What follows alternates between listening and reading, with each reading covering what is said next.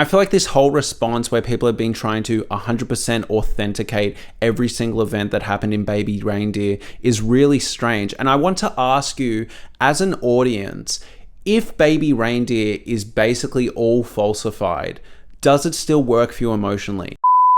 Alright, so I said I was done talking about Baby Reindeer, but the real-life Martha, Fiona Harvey, has appeared on Piers Morgan for an hour-long interview. And on top of that, I was in the first 15-20 seconds of this interview. Absolutely wild. I could not believe this. A surreal moment. Whoa.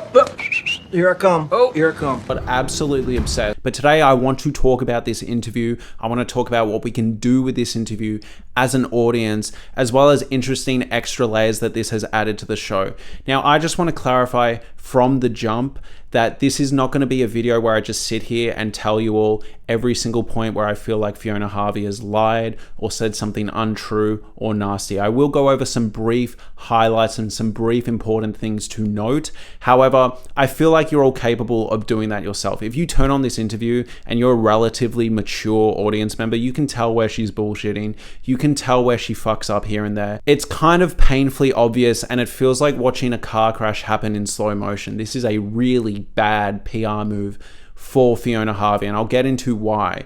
What I am interested in doing in this video is talking about the greater impact I think this interview will have and what we can do with it as an audience. So let's get into the Piers Morgan, Fiona Harvey, real life Martha interview. So I think this is behind him. No, I don't fancy him.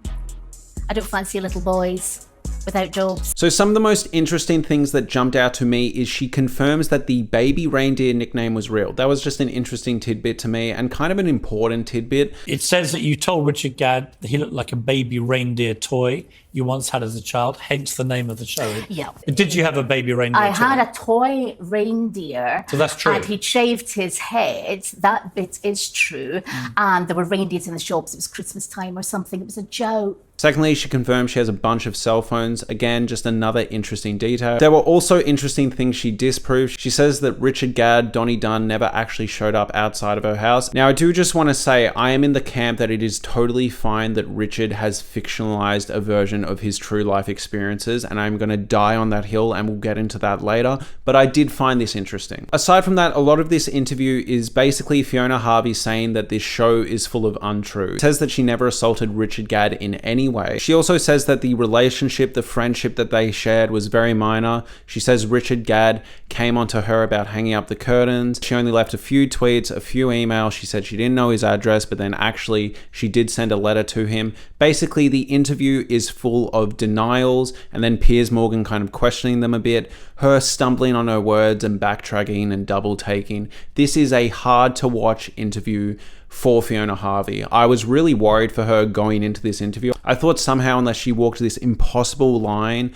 of coming off as really empathetic, like she's changed since then, and this show being released is opening up her own trauma and demons that she's moved on from, she was kind of going to be fucked on this, and she was. Real life Martha from Baby Reindeer has claimed she felt used after Piers Morgan's interview and is claiming that he only paid her £250. Talking about the upcoming interview to the Daily Record, she said, Piers kept saying to me, "Are you sure you haven't sent this guy 41,000 emails and phone calls, a lot of the interview for a good 10 minutes. He kept coming back to this." She added, "I said, look, even if I had sent some emails, it doesn't mean I'm guilty of the rest of the stuff. As I said, in order to build something as a true story, it's got to be pretty much 100% true. It seemed to me that I was set up. I feel a bit used." Over on her Facebook, she said that she thinks that Piers Morgan is a bully and that everyone knows that, but that she did the interview because it's going to bring in more views than a lot of the misogynistic men that he has previously defended. And I knew this was going to be the result because Richard Gadd in all his interviews has been nothing but non-combative, stressing that Martha is a character that requires empathy and his real life stalk was someone that was mentally unwell and needed empathy and understanding. Whereas you contrast that to Fiona Harvey coming on Piers Morgan, basically taunting Richard Gadd for having a not impressive job, for being a lousy comedian, for being mentally unwell, and honestly also making homophobic jokes. So you've never married? No. Have you had relationships Boyfriends, yeah. with men? Oh. I mean, if you don't mind me being pure, I'm heterosexual. Yeah, I mean, how many relationships have you had? I told the staff that relationships were out of bounds. A lot more than Richard Gadd has, I would say. On top of that, there is a point where Piers Morgan compares her physically to the actress that plays Martha, and she claps back at Piers Morgan and basically says that it's an unflattering comparison. Now, again, there is obviously a resemblance between... Do you think so? Well, a bit, That's hardly flattering. Well, I don't mean to flatter you or not flatter you. I can sit here for 20 to 30 minutes and point out every single moment she lied, but YouTube is going to be filled, and that's not what I'm really here to do. The most telling moment is probably when Piers Morgan says, okay, so is it true that you sent 40,000 emails? And she says, it's not true, but even if it was, all the other stuff isn't true. She had these constant sort of weird justifications and weird arguments that didn't really make any sense and felt like she was just trying to cover her back legally. On top of that, I know news outlets are really excited with the spectacle that she's actually going to go to town on Netflix and sue them, but I'm telling you, I don't think this is going to eventuate. You can tell by the way she's talking towards the end of the interview that I don't think she really has planned out this whole legal case. On top of that, mad credit to Piers Morgan for actually coming at her and saying, would you take a lie detector test? An absolutely insane unhinged moment. If it came to it, would you take a lie detector test? Yeah. Possibly, yeah. I would need to consult other lawyers about that. If we set one up, you would do it? A lie detector test for what? You know, Well, no, the police, as you know, the police use them. Also, I love that she chose Piers Morgan, of all people, to conduct this interview. He's not exactly known as the king of peaceful and sophisticated debates. Israel was actually... Hang on. No, don't interrupt me. So I haven't asked you a question yet. I need to ask you a question. You're being a ridiculous person. You're not being a ridiculous person. What are we talking No, about? what She's I'm a saying victim here of is what we are biological suffering from men. as a nation. Really globally, And what we're women suffering from. forever have been a victim of men. That is true. No, she's a victim. She's a victim of gay men. Why can't I identify as a black lesbian? To Piers' credit, minus this weird detour he takes insisting that she confirms her grades, he actually did a pretty good job in my opinion. He asked enough questions without feeling really attacky and really harsh. But as a result, if you've seen the interview, you know she comes out of this terribly, absolutely terribly. And in fact, she kind of comes across as the worst moments of what we saw in Baby Reindeer.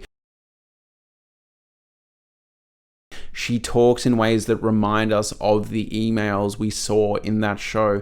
I don't think it came off particularly well for her, and that's fine. We don't need to sit here and demonize her and burn her at the stake or anything. But in terms of that interview, it did not go well for her. However, I want to actually talk about what we can learn from this interview, because there are a few things I want to get into. First off, this whole fact versus fiction debate. Now, I'm sure Piers Morgan was just trying to humor her line of thinking and engage with her as an interviewer, but I really had an issue with both Fiona and Piers and the way they talked about this whole like true story phenomenon in television and movies. I have literally seen movies where they say they are based on a true story, or they specify that they are a true story, and they are 100% fictionalized. This is actually a pretty common tool. You know, Fargo, one of the best movies of all time, an absolute critical darling, says at the start, this is a true story. It's not a true story. The Coen brothers have actually talked in interviews about how they did that to basically suck people into the world from the jump. And I know Netflix technically said a captivating true story, but it's like, yeah, okay, obviously not everything is going to be one-to-one. And I just found a lot of this interview sitting there going, well, that didn't happen, and that didn't happen that way, and that wasn't exactly it. It's like, yeah, it's a fictionalized version of the show. Also, his name wasn't Donnie Dunn. Richard Gadd specified in interviews that he alternated things. And Fiona Harvey in this interview has a really bizarre line of logic where she sits there and goes, oh, this show is fictionalized and it's spreading lies about me, but also I am the real Fiona and this is a true story and I want to sue them over it. It's like you need to kind of pick a line and stick with it.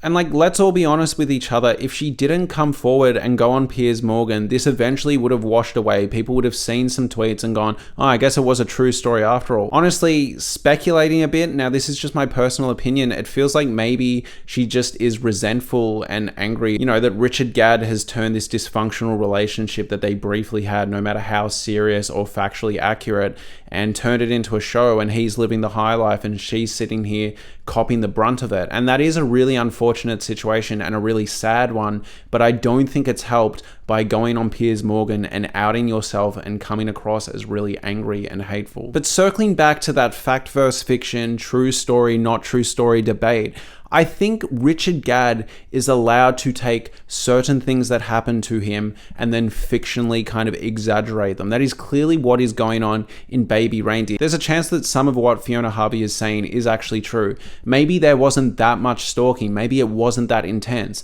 Maybe it was just a few emails, a few few letters, a few uncomfortable glances, and he sat at home and used to think, oh my God, I have to bump into Fiona Harvey at the bar again. Can you imagine if this got any worse? Can you imagine what a real stalking situation from her would look like? And I feel like this whole response where people have been trying to 100% authenticate every single event that happened in Baby Reindeer is really strange. And I want to ask you, as an audience, if Baby Reindeer is basically all falsified, does it still work for you emotionally? All the substantial steps it's taken in opening up the conversation for male SA survivors, do you think that's invalidated and undone if this show is basically all fiction? If Richard Gadd was never full-on stalked by Fiona Harvey to that extent, if there was no producer, does the show still work as an art piece unpacking all these things? Or does the show fall apart if these things aren't true? Because for me, when I was engaging with the show, I was taking it with a grain of salt from the jump. I loved the show, but I was also sitting there going, this is probably exaggerated. There probably wasn't this many emails. There probably wasn't this many calls. And if there is, cool. But I assumed that a lot of this was turned up. The fact that it was confirmed quite some time ago that she never went to jail in real life tells me he's been taking his truth and turning them into emotional truth, something he talked about in that Variety interview. In that Variety interview, he talked about that he had to change his story in order for it to be captivating for television. So as a result, I get why he sent her to prison in the show, because it works as an ending. If he didn't do that, I feel like a lot of immature audiences would have been seen at home kind of mad at the show for not wrapping this up. Maybe there was an evil TV producer and he was actually assaulted, but maybe that last encounter we saw where he shows up to his house didn't actually happen. And that's okay. We should not be mad at Richard if parts of this show are fictionalized. I guess the tonality of this interview felt like it wanted us to be mad if these things are fictionalized. And I guess my opinion to my audience is whether it happened or whether it doesn't really matter. If the show affected you, if it moved you, that's what matters. I know a lot of you are probably sitting at home thinking it's really disingenuous and Richard Gadd is a dishonest piece of shit. There's a really good chance he exaggerated a lot of this story to make it work for TV. But I think also the fact that every episode specifies that it's based on a true story or it is a true story keeps us engaged as audience members. Let's all be honest with ourselves for a second. I think the idea that you're watching this true story that really happened gives it this edge over other shows that you wouldn't really buy into. You are sitting there when he makes these wrong choices going, oh, I guess that's how it happened in real life. You are sitting there going, oh my God, can you believe this thing happened after this thing happened? Well, yeah, no, that happened in real life. And that's fine. And it's up to you whether you feel betrayed by inaccuracies. I don't want to sound like too much of a fence sitter, but I feel like you need to have some empathy for Fiona. Look at this interview as a really interesting follow-up to the series, almost an essential part of the Baby Reindeer experience at this point. I feel like if anyone watches this show now, you need to recommend this Fiona Harvey interview just for this like interesting insight. But also, I think you need to have some empathy and understanding for Richard Gadd. He probably thought this show was going to be a bit of an indie success, a bit of a kind of Fleabag, but this absolutely blew up. I think you now have some understanding that when you make a show, you are going to exaggerate some things to make it work for TV. You are going to stretch the truth a little, even if you specify that it's based or it is a true story. I think Piers Morgan is intelligent enough to know that. However, Fiona, on the other hand, I can't really tell if deep down she gets that and she's just looking for clout or she's really that upset, but I do not think going on Piers Morgan and accidentally validating a bunch of stuff that was in the show was the right move. I do just want to say one thing about Richard Gadd though. There's this one thing that's kind of bugged me is in an interview, he said that he went to great lengths to hide Martha's true identity. Martha and Fiona Harvey look rather similar. On top of that, he also said in an interview that the real-life Martha probably wouldn't even recognize herself in the show. This feels slightly disingenuous when I read it, especially knowing now that Baby Reindeer was a real nickname that she used to give him. It's like, really, dude? But on top of that, his whole argument that he went to great lengths to hide her identity and she wouldn't recognize herself kind of falls flat on its face a bit because he didn't delete those original Fiona Harvey tweets off his Twitter. Now, I know she chose to post those tweets to him. Like, I do understand that. I know he didn't ask for that. But I do find it really weird that if he has as much empathy for the real-life Martha as he says, he is concerned about fans actually contacting her and being cruel to her.